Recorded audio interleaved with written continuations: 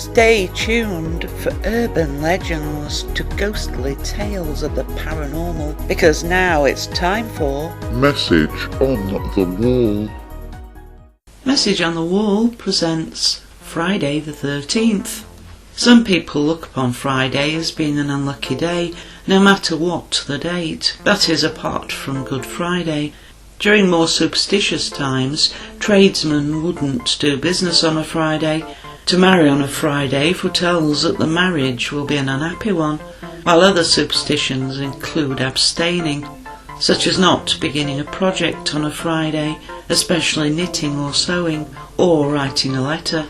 Fishermen are known for their superstitions and would never launch the keel of a new boat, as would farmers not begin the harvest.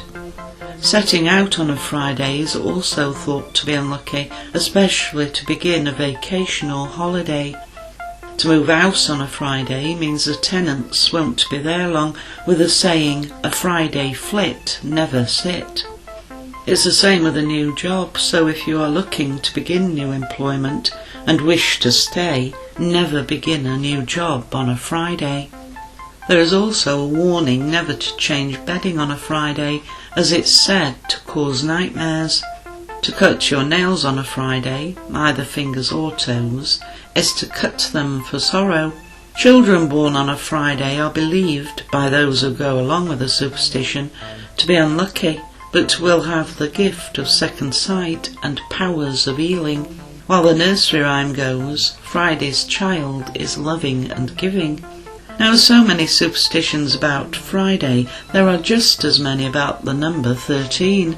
This is just as obscure as to where Friday became such bad luck, but for both, the modern superstitions may have their roots in Christianity.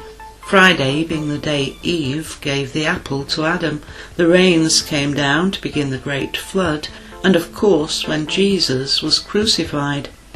Friday was supposedly the day favoured by witches and the only day of heathens. In the Middle Ages, Friday was well known to be the witches' Sabbath, and likewise the coven to be made up of the number 13. And then there's the Last Supper, where the betrayer Judas was the 13th to sit at the table. It's said that 13 people seated at a table will mean that one will be dead within a year, while another superstition goes that the 13th person to be seated at a table will suffer ill fortune.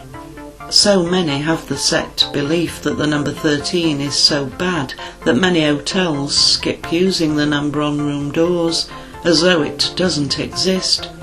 This even goes for buildings with a 13th floor, the number jumping from 12 to 14. Ships also refrain from using the number on cabins, as with airports when it comes to gates.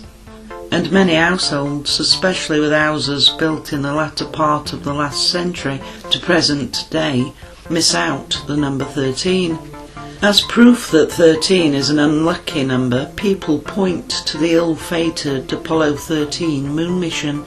And so when the two meet, Friday the 13th can put the fear of dread in some, that it's been estimated that the United States alone can lose up to $8 or $9 million in lost business.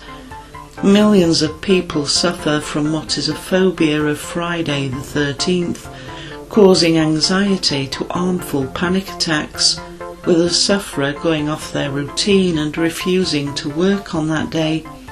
Though you would think people venturing out on Friday the 13th would take extra care, a study found that although there are less cars on the road, on a Friday the 13th there are actually more accidents. You have been listening to Message on the Wall, brought to you in association with Paranormal Parodies. You can find Paranormal Parodies at paranormal-parodies.com.